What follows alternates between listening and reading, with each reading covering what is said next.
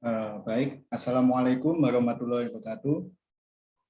Perkenalkan, kami dari kelompok 6 dari kelas paralel F pemrograman web akan mempresentasikan hasil kerja kelompok kami tentang HTML dasar dan CSS dasar.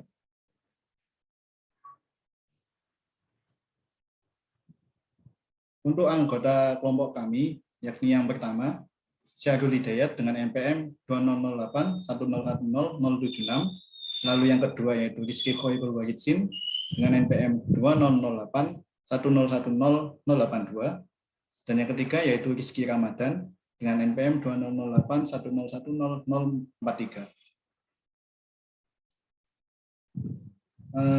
Kami di sini akan menjelaskan tentang HTML dan CSS. Berikut merupakan subbab dari penjelasan kami nantinya.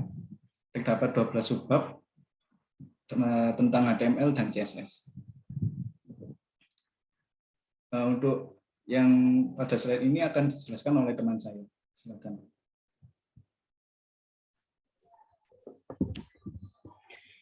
Baik, yang pertama yaitu HTML. HTML yaitu Hypertext Markup Language adalah bahasa yang menggunakan tanda atau tag tertentu untuk menyatakan kode-kode yang harus diinterpretasikan oleh browser agar halaman dapat ditampilkan dengan benar. Next.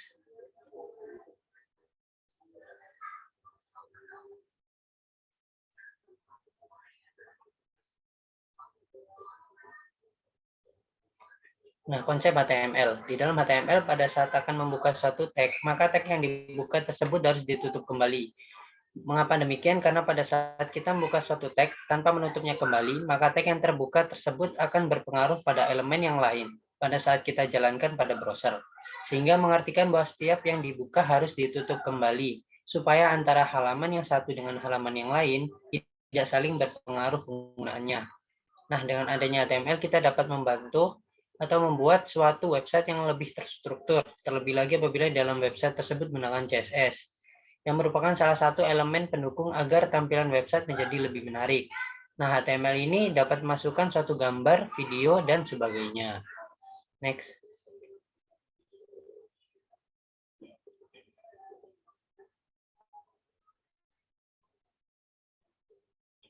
Nah, perkembangan HTML. HTML sendiri hingga saat ini mencapai versi hingga 5.0. Nah, HTML versi 1.0 merupakan versi pertama lahirnya bahasa HTML yang memiliki kemampuan untuk heading, paragraf, hypertext, manipulasi teks, bold and italic, serta memiliki hubungan terhadap penggunaan sebuah gambar. Kemudian HTML versi 2.0. HTML versi ini mulai dikembangkan pada tanggal 14 Januari 1995 sampai 1996 dengan beberapa kemampuan tambahan seperti penambahan form, dan hal ini menjadi cikal bakal adanya proses interaktif dengan pengguna. Mulai versi ini juga HTML menjadi awal mula adanya website interaktif. Kemudian HTML versi 3.0 dan 3.2. HTML versi ini lahir pada tanggal 18 Desember 1997 dan dikenal dengan HTML+ karena mempunyai beberapa fasilitas penambahan fitur tabel dalam paragraf. Kemudian proses riset dilanjutkan sampai disempurnakannya pada bulan Mei 1998. Next. Nah, HTML versi 4.0. HTML versi ini lahir pada tanggal 24 Desember 1999 dengan penambahan beberapa fitur lagi seperti adanya link, image, dan lain-lain sebagai penyempurna dari HTML versi 3.2. Dan yaitu yang terakhir HTML versi 5.0. HTML versi ini atau lebih dikenal dengan HTML5 lahir pada tahun 2008 HTML.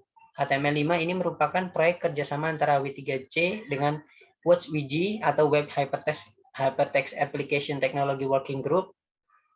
Dan HTML5 menambahkan beberapa perintah baru yang membantu para programmer web untuk mendesain website yang lebih menarik dan interaktif. Next.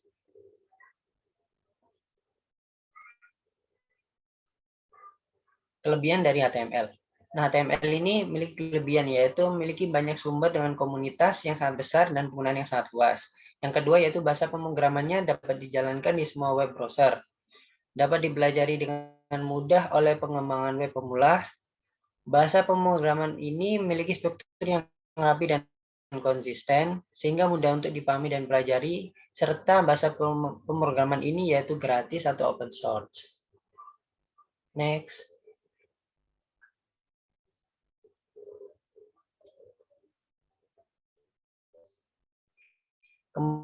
Kemudian kekurangan HTML, yaitu penggunaan HTML ini murni hanya dapat diimplementasikan untuk halaman web statis. Untuk fitur yang lebih dinamis, Kancah IT dapat menggunakan JavaScript atau bahasa pemrograman backend lainnya. Kemudian bahasa pemrograman ini tidak mendukung user untuk menjalankan logik sehingga semua halaman yang dibuat harus dibuat secara terpisah walaupun menggunakan elemen yang sama. Ketiga, terdapat beberapa fitur baru yang terkadang tidak dapat digunakan pada browser yang dengan cepat. Dan yang keempat, perilaku browser yang tidak dapat diprediksi membuat proses render tag baru terkendala. Next.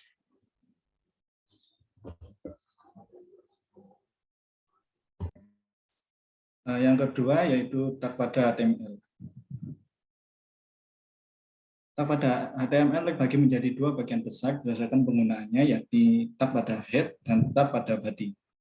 Tag pada head merupakan tag yang berisi identitas dari sebuah website yang ditampilkan pada tab, beberapa source, kode JavaScript dan CSS, dan sebagainya.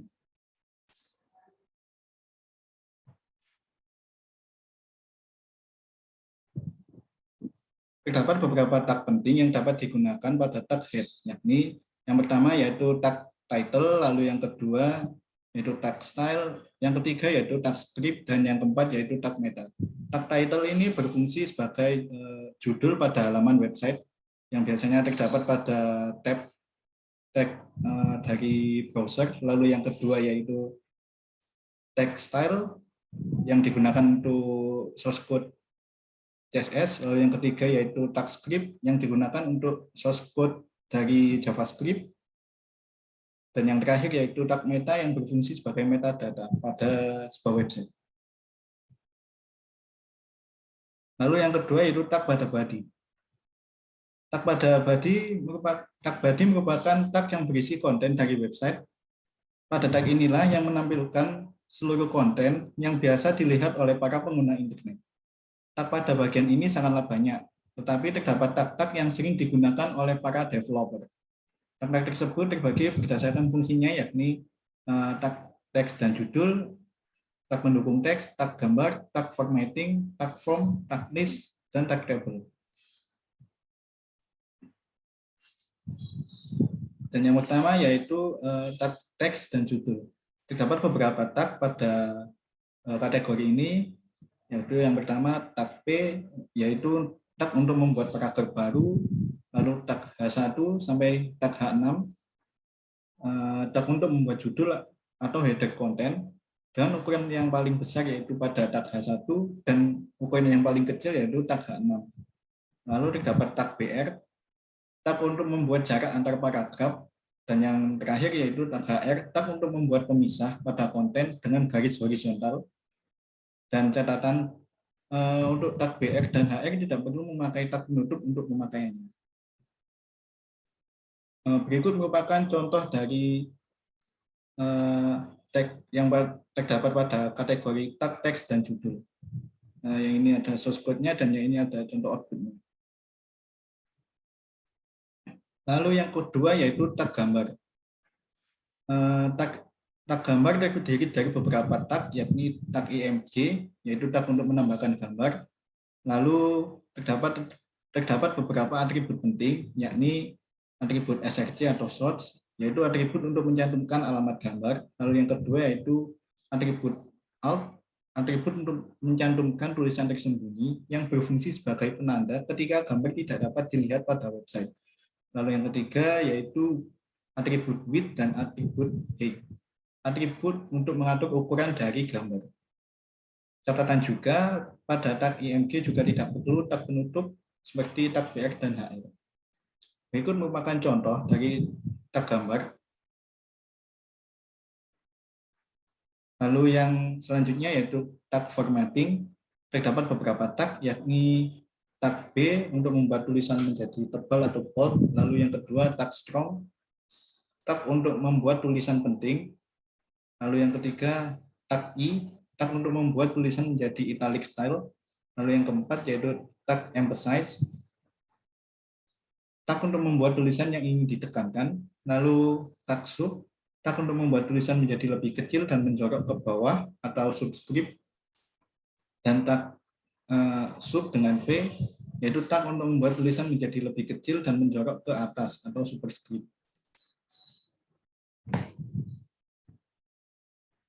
Berikut merupakan contoh dari penggunaan tag gambar, tag formatting. Ini adalah source code-nya dan ini adalah contoh output-nya.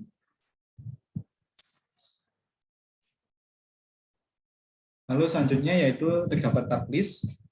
Pada tag ini terdapat beberapa tag, yakni tag full, tag untuk membuat daftar menggunakan bentuk atau simbol seperti bullet, circle, dan lainnya.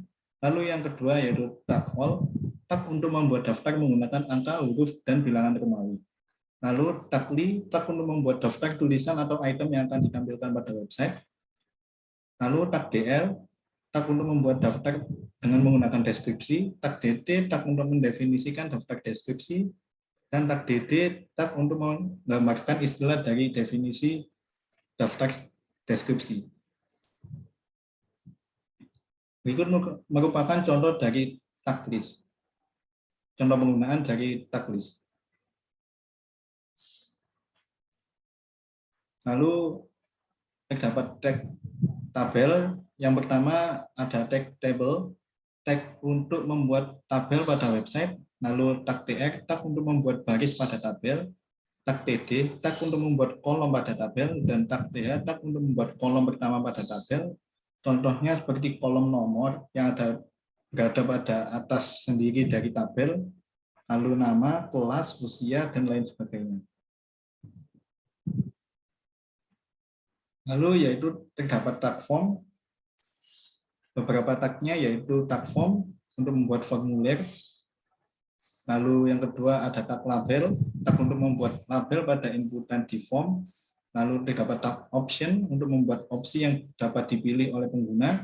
Lalu tag button untuk membuat tombol atau button pada form. Lalu ada tag input, tag untuk membuat tipe inputan pada form.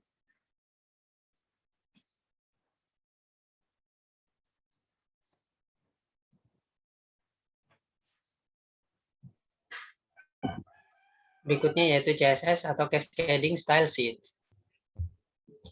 Nah, CSS adalah bahasa style sheet yang digunakan untuk menggambarkan penyajian dokumen yang ditulis dalam bahasa markup, dan pada umumnya CSS berfungsi untuk mengatur bagaimana tata letak dan konten halaman web yang ditampilkan di layar, kertas, atau di media lainnya.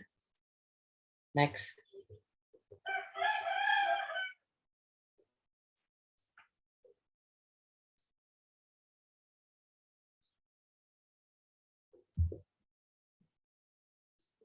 Nah, konsep pada CSS. CSS memperkenalkan template yang berupa style untuk membuat dan memperancang. Hal ini sangat penting karena halaman yang menggunakan CSS dapat dibaca secara bolak-balik dan isinya dapat dilihat oleh pengunjung dari manapun. CSS dapat menciptakan halaman yang tampak sama dengan resolusi layar dari pengunjung yang berbeda tanpa memerlukan suatu tabel. Dengan CSS akan lebih mudah melakukan setting tampilan keseluruhan web hanya dengan menggunakan atau mengganti atribut-atribut atau perintah dalam style CSS dengan atribut yang diinginkan, tanpa harus mengubah satu persatu atribut tiap elemen yang ada dalam situs yang dibuat. Next.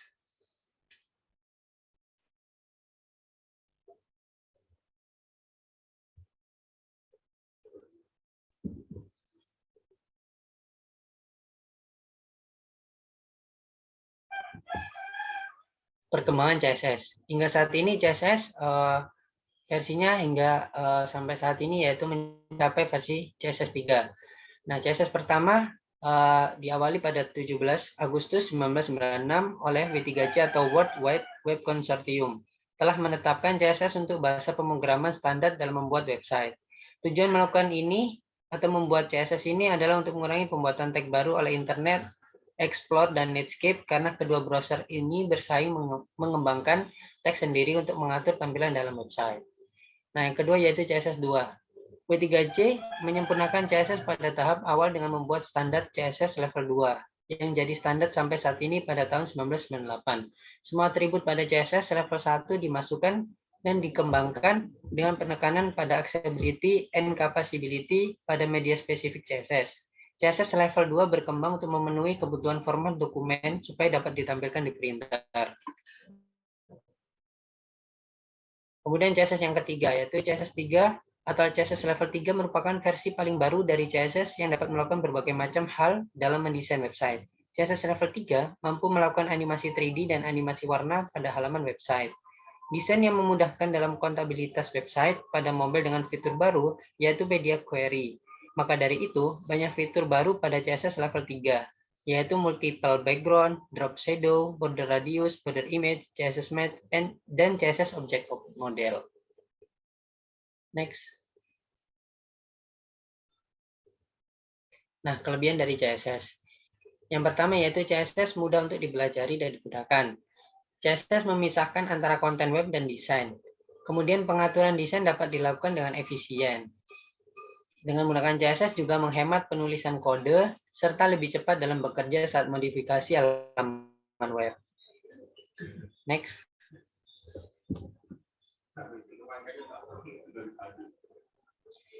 Kemudian kekurangan dari CSS. Nah, CSS ini pada tampilan pada browser sangat berbeda-beda. Kadang juga terdapat browser yang tidak support dengan CSS atau browser lama. Kemudian CSS harus tahu cara menggunakannya dan dibutuhkan waktu yang lebih lama dalam membuatnya.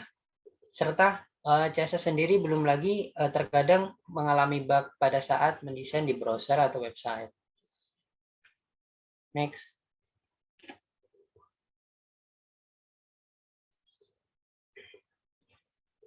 Nah, 3 macam CSS di dalam kode HTML. Yaitu yang pertama inline CSS, yang kedua external CSS, dan yang ketiga internal CSS. Inline CSS merupakan penempatan CSS yang langsung dilakukan di dalam konten HTML. Nah, penempatan CSS ini secara inline hanya akan mempengaruhi satu bagian pada baris kode. Kemudian external CSS merupakan penempatan baris kode CSS menggunakan file CSS. Cara ini dapat digunakan untuk mendeklarasikan sebagian besar pengaturan tampilan pada website secara keseluruhan. Kemudian yang terakhir yaitu internal CSS. Internal CSS sekilas sangat mirip dengan inline CSS, yaitu tipe penulisan tanpa file CSS yang sangat terpisah. Namun di dalam penggunaan CSS, secara internal, baris kode HTML dituliskan di bagian atas header dalam file HTML. Next.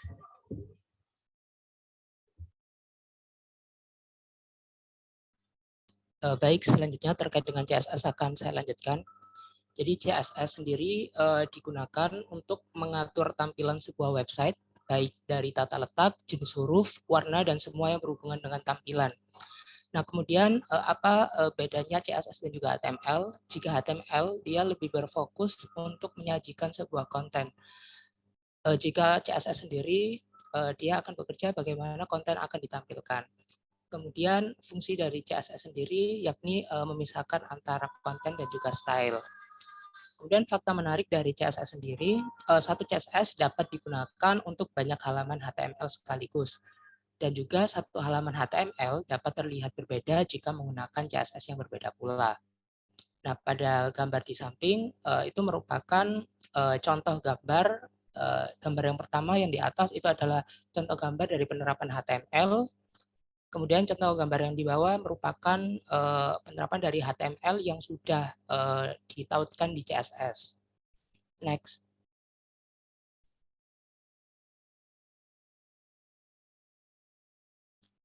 Selanjutnya ada anatomi CSS.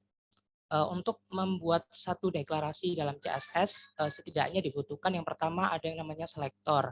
Jadi selektor digunakan untuk memilih dan memanipulasi elemen spesifik pada HTML. Selektor bisa didapat dari tag HTML, dari ID ataupun dari kelas.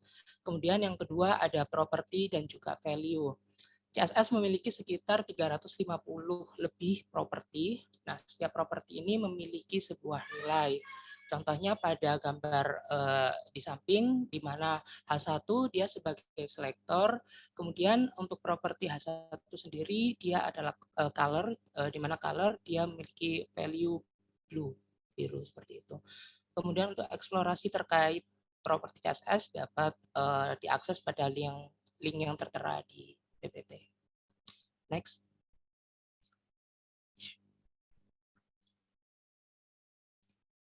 Kemudian ini ada cara untuk menulis CSS. Jadi CSS, cara penulisan CSS ada 3 cara. Yang pertama ada inline. Jadi kode CSS ini bisa dituliskan langsung ke dalam tag HTML. Penulisannya dapat dilakukan dengan cara menuliskan style, di mana style sama dengan kemudian diisi dari properti dan juga value-nya. Untuk penerapannya dapat dilihat pada gambar di samping yang atas sendiri. Kemudian cara penulisan yang kedua ada embed, di mana embed ini kode CSS bisa dituliskan di antara tag head dan slash head dengan diawali dengan tag style. Kemudian ditulis untuk property dan value. Langkah yang ketiga atau cara yang ketiga yaitu dengan cara link. Jadi kode CSS ditulis terpisah dari HTML. Di bagian head HTML ditambahkan tag link, di mana tag link ini dia akan menautkan dengan file CSS yang berbeda dari file CSS di HTML. Bisa di next.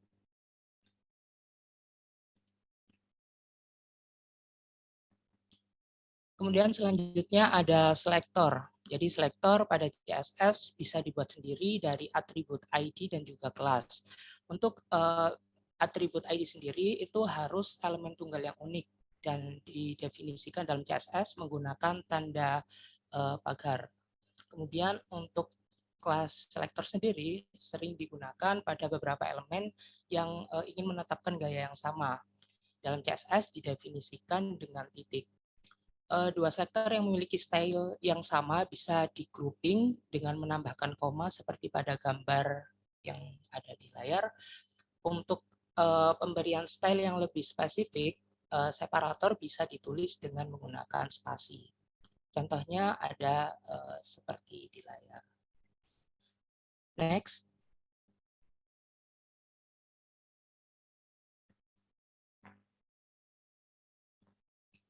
Kemudian ada yang namanya shadow class. Jadi shadow class ini adalah sebuah kelas semu yang dimiliki elemen HTML yang membuat kita mendefinisikan style di dalam elemen tersebut hanya dalam keadaan tertentu.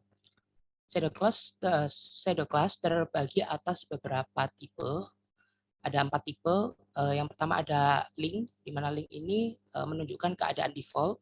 Kemudian ada hover. Hover sendiri adalah style ketika kursor mouse berada di atas link. Kemudian ada aktif, style ketika sebuah link diklik. Dan yang terakhir ada visit, di mana style ketika sebuah link pernah dikunjungi. Untuk tampilan dari outputnya dapat teman-teman lihat di gambar berikut. Baik, bisa di next.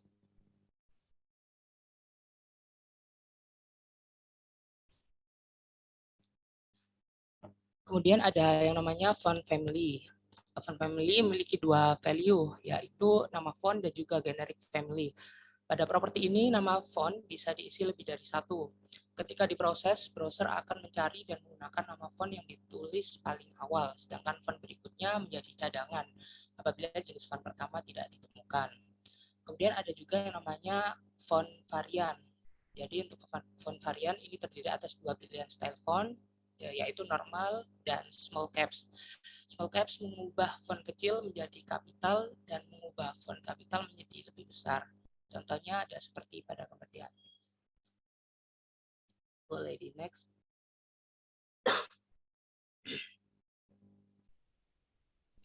Kemudian ada namanya font style. Font style terdiri atas 3 pilihan style font, yakni normal, italic, dan juga oblique. Italic dan oblique hampir sama, yakni memiringkan sebuah font. Hanya saja untuk italic dia menukar font normal dengan font miring sesuai dengan tipe italic yang dia punya. Sebaliknya jika oblique dia membuat font normal menjadi miring. Kemudian ada namanya line height. Jadi line height berguna untuk mengatur jarak atau spasi antar baris pada paragraf. Next.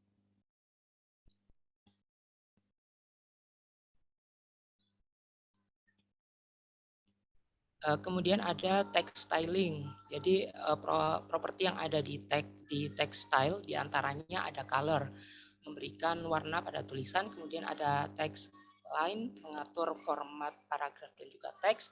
Kemudian ada text indent, memberi indentasi pada paragraf atau teks. Kemudian ada text decoration, mengatur dekorasi pada teks. Kemudian ada text transform, mengubah jenis huruf kecil, besar, kemudian kapital. Kemudian ada letter spacing untuk mengatur spasi antar huruf. Kemudian ada word spacing untuk mengatur spasi antar kata.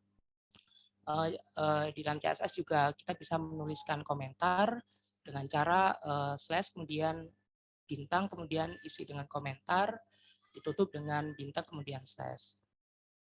Next.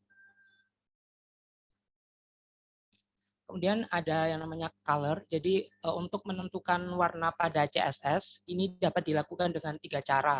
Yang pertama dengan menuliskan nilai heksadesimalnya. Seperti pada contoh di situ ada tagar FF0000, dia menunjukkan warna merah dan seterusnya. Kemudian bisa juga dengan menuliskan nilai RGB-nya. Jadi nilai RGB red, green, blue dengan kode angka. Seperti contoh di situ ada RGB 255,0,0, dia menunjukkan warna merah. Kemudian bisa juga ditulis dengan menyebutkan nama warnanya langsung dalam bahasa Inggris. Seperti contoh di situ red, kemudian ada blue, ada green dan lain-lain. Kemudian untuk eksplorasi kode warna dapat dilakukan di link yang tertera. Kurang lebih untuk tampilannya dapat teman-teman lihat seperti pada layar di depan. Next.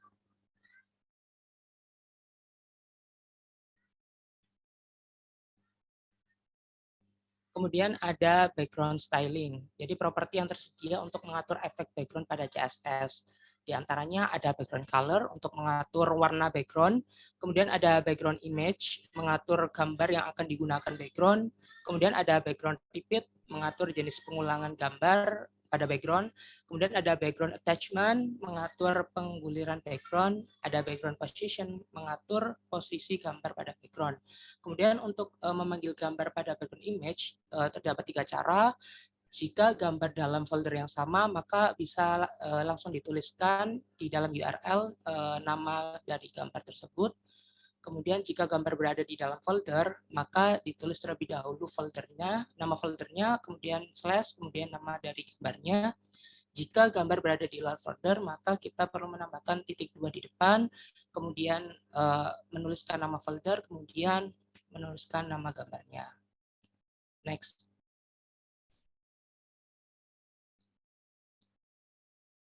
Nah, terakhir ada yang namanya shorthand. Jadi untuk mempersingkat kode baik pada font styling maupun background styling dimungkinkan untuk menentukan semua properti itu dalam satu properti tunggal yang kemudian disebut dengan shorthand. Contohnya pada gambar di situ terdapat properti dari background, ada background color, image, repeat, dan position.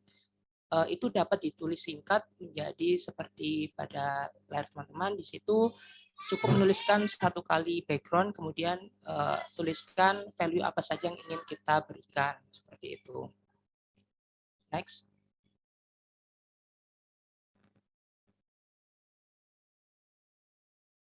Baik, berikut merupakan rangkuman sumber yang kami pakai untuk menyusun PPT ini. Bisa di next. Baik, mungkin cukup sekian presentasi dari kelompok kami. Kurang lebihnya kami mohon maaf. Terima kasih. Wassalamualaikum warahmatullahi wabarakatuh.